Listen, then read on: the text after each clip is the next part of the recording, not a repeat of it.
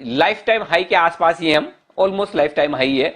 तो अब लोगों को लगता है कि जब इतने लाइफ टाइम हाई बन गए, सब कुछ हो गया, अब नेक्स्ट ईयर क्या क्या ऐसा ही मूड, माहौल, तेजी बरकरार रहेगी या थोड़ा मामला मुश्किल है अगले साल? देखिए, तीन तीन अलग अलग मुद्दों पे मैं थोड़ा गौर करता हूँ। पहली बात, जो हमारे देश का जो स्टॉक मार्केट है, जी। करीबन 25 कंपनी हमारे देश के मार्केट का 75% प्रॉफिट जनरेट करते हैं, राइट। इस प्रकार का प्रॉफिट कॉन्सेंट्रेशन इंडिया के इतिहास में पहले कभी देखा नहीं गया है।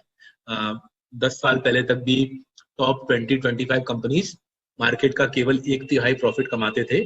आज की डेट में टॉप 20-25 कंपनीज मार्केट का 3/4 प्रॉफिट ये लोग कमा के देते हैं।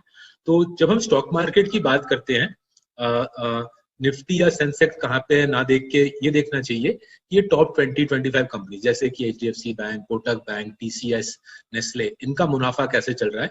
जहां तक मेरे को नजर आ रहा है, ये कंपनी तो रिकॉर्ड मुनाफा ला रही है और अगले 2-3 साल में मेरे ख्याल से ये कंपनी रिकॉर्ड प्रॉफिट्स लाते रहेंगे। सो ये मार्केट ऊंचाइयों पे है, उस पर ज्यादा गौर ना करके टॉप 20-25 कंपनी का हेल्थ देखना चाहिए। मेरे ख्याल से उनकी हेल्थ बरकरार है, जबरदस्त है और आगे बेहतर बनेगी। दूसरी चीज, इंडिया की इकोनॉमिक रिकवरी अभी शुरू ही हुई है। मेरे ख्याल से ये जो करंट क्वार्टर है, इसमें इकोनॉमी ना तो ग्रो करेगी ना तो श्रिंक करेगी, बट कोविड का जो अंधकार है वो धीरे धीरे पिघल चुका है और अगले 2-3 साल में इकोनॉमी की हालत थोड़ी बहुत बेहतर होगी। शायद अच्छी रिकवरी भी इकोनॉमी में अगले 1.5-2 साल में दिख जाए। यूजुअली यूएस में जब रिसेशन होती है, तेल का भाव गिरता है, पैसा सस्ता होता है, तब इंडिया की रिकवरी आती है। इंडिया का ये पुरानी परंपरा है हमारे देश में। यूएस रिसेशन के बाद ग्रोथ की रिकवरी इंडिया में आ जाती है। मेरे ख्याल से ग्रोथ की रिकवरी अगले 2-3 साल में इंडिया में अच्छी रहेगी। और तीसरी जो बात है, आप देखिए माहौल कैसा है। पहली बार इंडियन हिस्ट्री में इन्फ्लेशन 7-8% पे चल रहा है, लेकिन रियल एस्टेट मार्केट में उतनी तेजी नहीं है। इसलिए जो इंडियन हाई नेटवर्थ इंडिविजुअल है, आपके जो दर्शक हैं, उनको मजबूरन मार्केट में आना पड़ेगा। और साथ ही साथ विदेशी निवेशक, उसकी US bond yield, western bond yield 2-2.5% इस साल गिर चुकी है। विदेशी निवेशक को भी मजबूरन इंडिया आना पड़ेगा। तो दोनों तरफ से विदेशी और डोमेस्टिक पैसा मेरे ख्याल से अगले 2 साल में मार्केट में भारी पैमाने पे आएगा। साथ ही साथ रिकवरी चलेगी। इन दोनों चीजों को जोड़ें तो अगला 1-2 साल मार्केट के लिए अच्छा रहेगा और टॉप 20-25 कंपनीज के लिए बिल्कुल बेहतरीन रहेगा।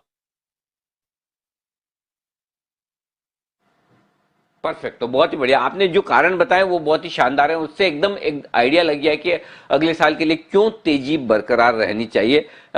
अब ये सवाल है सर कि नेक्स्ट की तेजी होगी तो कहाँ होगी?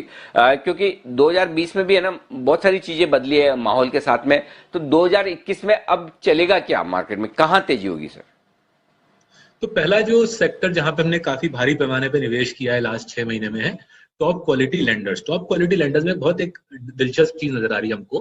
अगर हम अच्छे बैंक्स देखें जैसे कि कोटक, HDFC बैंक, इवन छोटे छोटे बैंक की तरफ city union bank, you small finance bank, Bajaj finance देखें, टॉप जो 5-6 प्राइवेट सेक्टर लेंडर्स हैं, उनकी प्रोविजनिंग कोविड के बाद 6 गुना ज्यादा रही है कंपेयर टू से State Bank of India, Bank of Baroda, Punjab National Bank. So private sector land ने ऑलरेडी 6 गुना एक्स्ट्रा प्रोविजन डाल दिया है compare to top public sector banks. और मेरे ख्याल से कोविड का जो एनपीए का लहर अगले साल आएगा, प्राइवेट सेक्टर ने उसका धक्का ऑलरेडी ले लिया है, पब्लिक सेक्टर ने धक्का नहीं लिया है।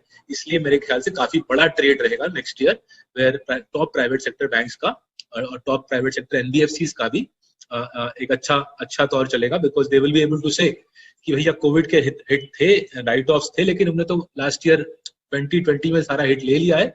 अब आगे हमारी रिकवरी की आप राइट पे चले जाइए। तो ये मेरे ख्याल से अच्छा पहला सबसे सिंपल ट्रेड है हमारे लिए अगले 2-3 साल के लिए, टॉप क्वालिटी लेंडर्स जिन्होंने कोविड की प्रोविजनिंग भारी मात्रा में ऑलरेडी ले ली है। दूसरा है ऑटो। जब इकोनॉमी रिकवर करती है, 3-4 साल ऑटो की अच्छी लहर चलती है और स्पेशली जब पैसा सस्ता होता है।